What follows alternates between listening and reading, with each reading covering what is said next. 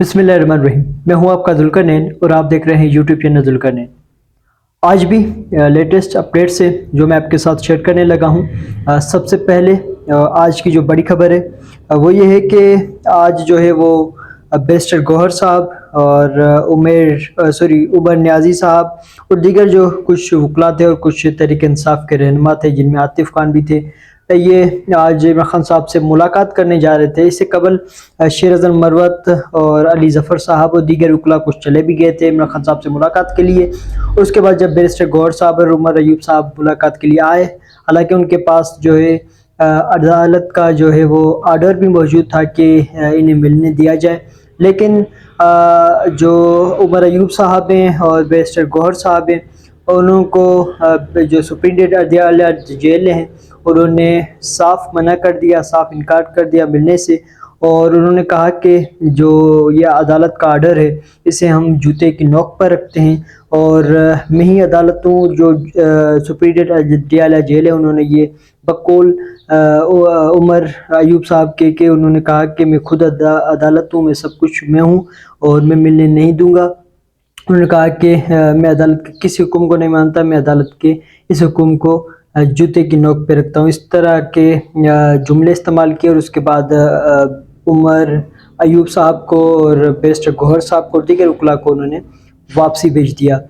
इसके अलावा जो है शेर अफजल मरवत साहब, अली ज़फ़र साहब और दीगर वकला थे वो मिल के भी आए इमरान खान साहब से और उन्होंने बाहर आके बताया कि इमरान खान साहब वैसे तो ठीक हैं, तबीयत ठीक है उनकी, लेकिन उन्होंने एक बहुत बड़ा जो है ऐलान किया है। उन्होंने अली ज़फ़र साहब ने ये ऐलान करते हुए कहा कि इमरान खान साहब ने ऐलान किया है, उन्होंने कहा है जो कि आज हम ये ख़त जारी करेंगे और वो ख़त होगा जो IMF है उसको और बैनुल अक़वामी जो भी इदारे हैं जो मईशत के हवाले से जिनका ताल्लुक़ है उनको हम एक ख़त लिखेंगे जिस पर हम कहेंगे कि क्योंकि उनकी खुद की शराइत में ये है, उनका खुद का जो एक कंडीशंस हैं, टर्म्स एंड कंडीशन है, उसमें ये वाज़े लिखा हुआ है कि कोई भी हुकूमत तब मुआहिदा उससे किया जाएगा जब वो अवामी मैंडेट के साथ आई होगी, जब वो चोर दरवाजे से नहीं आई होगी। ये उनके जो IMF के खुद के टर्म्स एंड कंडीशन में ये चीज़ लिखी हुई है जो कि इस हुकूमत से बिल्कुल भी नहीं मिलती। और हुकूमत जो इस वक्त बनाई जा रही है वो अवामी मैंडेट की खिलाफ वर्जी करके बनाई जा रही है, अवामी मैंडेट चोरी करके बनाई जा रही है। तो इसलिए हम IMF को दीगर जो बैनुल अक़वामी इदारे हैं उनको एक ख़त जारी करेंगे ताकि वो इस चीज़ को देखें। एक ये बहुत बड़ा ऐलान है और देखना होगा कि अब इस पर कितना बड़ा रिएक्शन होगा, क्योंकि ये जो इस वक्त चीज़ें हैं वो पूरी दुनिया में हाईलाइट हो चुकी हैं, पूरी दुनिया देख रही है। तो पता होना चाहिए सबको कि इमरान खान साहब को ही मैंडेट मिला है और बाकी जो भी हैं वो चोर हैं, वो डाकू हैं, वो चोर दरवाजे से आ रहे हैं। तो पूरी दुनिया जानती भी है, लेकिन इस खत के बाद एक नई हलचल मच जाएगी। इसके अलावा जो आज बाहर रोका गया PTI रहनुमाओं को, वकला को, और इसके अलावा शेर अज़म मरवत साहब ने कहा कि अंदर इमरान खान साहब से जो सुप्रीम अडियाला जेल है उनका रवैया भी मुनासिब नहीं है। इस सारी चीज़ों को मद्देनज़र रखते हुए शेर अज़म मरवत साहब ने ऐलान किया कि हम अदालत से रिजू करेंगे, अदालत जाएंगे और तौहीन अदालत का जो एक केस सुप्रीम अडियाला जेल के ऊपर दायर करेंगे। ये ऐलान किया शेर अज़म मरवत साहब ने।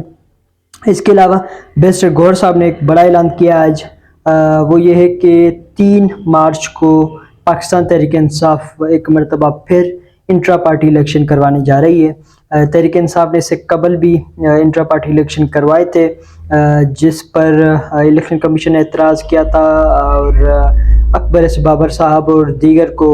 बीच में लाया गया था और उसके बाद ये मामला सुप्रीम कोर्ट तक गया था। सुप्रीम कोर्ट में इंट्रा पार्टी इलेक्शन को कलंदुम करार दिया गया था और बेट का निशान भी छीना गया था इंतखाबात के लिए।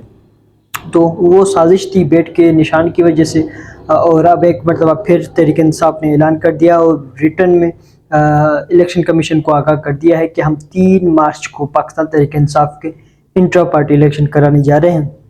इसके अलावा बैरिस्टर गौहर साहब ने बड़ा ऐलान किया कि इस मरतबा चेयरमैन के उम्मीदवार जो चेयरमैन पाकिस्तान तहरीक इंसाफ के उम्मीदवार होंगे वो होंगे बैरिस्टर अली ज़फ़र साहब, क्योंकि इस मरतबा जो है MNAs जो भी मुंतखब हुए हैं इस मरतबा इलेक्शन के बाद, تو وہ سب چلے گئے ہیں سنی اتحاد میں، اور کسی اور کا، کیونکہ جس طرح بیرسٹر گوہر صاحب بھی منتخب ہوئے ہیں MNA، اور وہ بھی سنی اتحاد جوائن کر چکے ہیں کیونکہ مخصوص نشستیں چاہیے اور ان کے ساتھ اتحاد ہوا ہے، تو اب وہ دوسری پارٹی میں جا چکے ہیں۔ ایک لاجیکلی دیکھا جائے تو وہ دوسری پارٹی میں جا چکے ہیں، اس لیے وہ اس پاکستان تحریک انصاف کی انٹرا پارٹی الیکشن میں حصہ نہیں لے سکتے۔ تو اس لیے اس مرتبہ جو امیدوار ہوں گے پاکستان تحریک انصاف کے چیئرمین کے لیے، وہ بیرسٹر علی ظفر صاحب ہوں گے، اور انشاءاللہ تعالی کامیاب ہوں گے، اور وہ پارٹی کو فی الحال لیڈ کریں گے۔ سبھی لیڈ کر رہے ہیں، بیرسٹر گوہر صاحب بھی ہیں، علی ظفر صاحب بھی ہیں، شیخ مرد صاحب ہیں، دیگر بھی، جب تک خان صاحب خود باہر نہیں آ جاتے۔ اس کے علاوہ پنجاب پولیس کی جانب سے کوششیں کی گئی ہیں میاں اسلم اقبال صاحب کی دوبارہ گرفتاری کے لیے، کیونکہ اس سے قبل بھی جو میاں اسلم اقبال صاحب ہیں وہ چھپے ہوئے تھے، روپوش تھے، لیکن انہوں نے گزشتہ روز پشاور ہائی کورٹ میں آ کر اپنے آپ کو سلنڈر کیا، اور انہوں نے استدعا کی کہ اسے